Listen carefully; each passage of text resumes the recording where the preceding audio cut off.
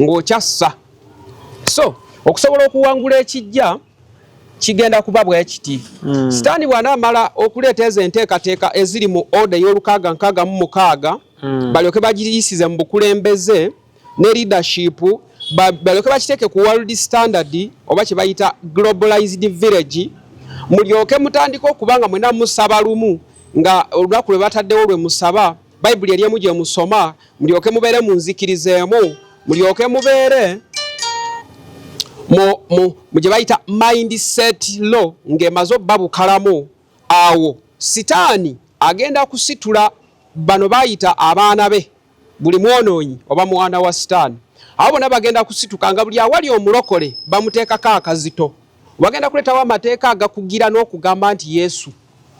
Kati ebyo byonna bwe binaamala wagenda kubanga ebyo byonna bijja naye nga waliwo okubonaabona, waliwo enjala, waliwo omuyaga, ng'ebintu ebikangabwa bibaawo era ebimu muzze mu biraba. Amawanga galumbaganne waago, omuntu ava eri n'akutta olw'ekiruyi kwegamba ng'okwonoona bakiyita musono nga kiri free. So ekiseera kituuke wajje wabeerewo empewo ey'amaanyi, naye ng'eyo empewo egenda kuba mu nsi yonna. Nga eno waliyo empewo n'eri then walyoke wajje okugeza enjala nga nyingi, endwadde enzibu nyingi, ebyo byonna mu biraba bize bibaawo, naye nze njogera bye nalikodi ng'era nga bwe mbimanyi. Then wagenda kutuuka ekiseera nga bano abaana ba Katonda bamaze okusibibwa, nga sitaani atumye bano ababaka be. Sitaani ajja kuvaayo atambule ng'alina fuuti 13 mu mubiri gw'omuntu omu gwe saamanya, naye nga waliyo omuntu ajja okujja ng'omwoyo gwa sitaani gumaze okuzuukukayo nga gwambadde omuntu, yoyo agenda okuba antichrist. Okitegedde? Antichrist oyo ng'aweereddwa package ya kusiba buli ayogera nti Yesu Kristo mulokole. Kati bw'anaamala okulwanagana n'abalokole, Kristo ajja kujja. Kristo ajja kuleeta omubiri gusooke gukke ku nsi, kubanga bagamba mu kudda kwa Mukama Eriya alijja.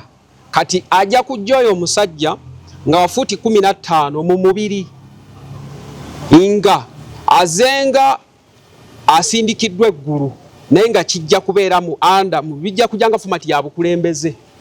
Ajje ateeke abantu bakikoowe ekyokutulugunyanga abalokole. Onfuna bulungi? Naye abanaba bakifunamu nga bonoga nti omukulembeze waali waliwo abakifunamu. Kati abo be bajja okuba nga be bakinyweza. Mu maanyi ajja kujja akwate ono ow'efuuti 13 aggalibwe. Okitegedde? Then awo oluvannyuma wajja kujja enkuba za mirundi 3. Naye ng'ezo enkuba ez'emirundi 3 ezinaba kujja, wajja kujja empewo nga y'amaanyi.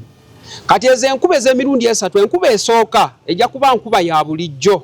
Amaziga g'abaana abazze bakaabira mu nsi, okuttibwa olw'enjiri, ebintu ebyenjawulo, abaana abato abafudde, amaziga gajja kutonnya ku nsi ng'enkuba.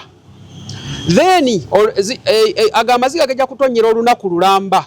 So wano olunaku omanyi bwe lubalibwa, buli amanyi olunaku nga bwe luggwayo ne bwe lubalibwa, period amaziga enkuba eyo gyegenda okutonnya. Then oluvannyuma lunaku olwokubiri watonye enkuba ey'omusaayi, kubanga Yesu Kristo ensi eno yaginunula na musaayi. Kati ate ng'okudda kwa Mukama waffe kutuuse, kubanga we mulirabira abantu nga batandise obbasiba, enkomero eba esembedde, beebulako akaseera katono. Kati wano njogera ebiseera by'enkomero then eryoke abatwalibwe. Kati eyo enkuba ey'omusaayi ejja kutonnya okuva ku ssaawa 12 mpaka 12, so efuuludde ensi yonna.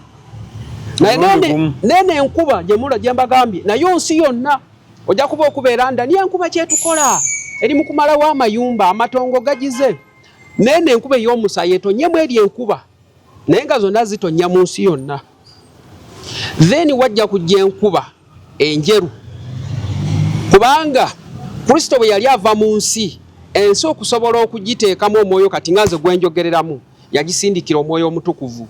Kati ke kabonero kali ak'omwoyo omutukuvu y'enkuba enjeru, gajja kubanga amata.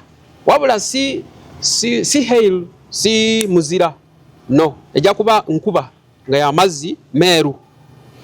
kati bwemala eyanjale mu nsi jukira amazzi waliwo embeera okusoberwa abannasayansi baveeyo nga bomanyi oda bwe zitambula ez'ensi kati mwaka akavuyo walyoke wajja empewo ey'amaanyi Kristo mu mwoyo Sitaani ajja golokoka agezeeko okuyitira mu bannasayansi mu mwoyo bamulabire ddala mu true form eyakiri kidragoni naye nga bw'aba awombeeka ajja kubakkira mu 40 zijja kuba 23 mu maanyi ag'omwoyo ng'ayambadde ensinga emaze ofuulibwa omwoyo abagenda otwalibwa bajja biraba kati alyoke atandika okwewaana nga bw'aleese solutions ajja kuba azigabira mu nkukutu buli ekijja bannasayano byadde change of nature what kati ako katandika era okulimbalimba abantu kati Kristo Export TV to the world.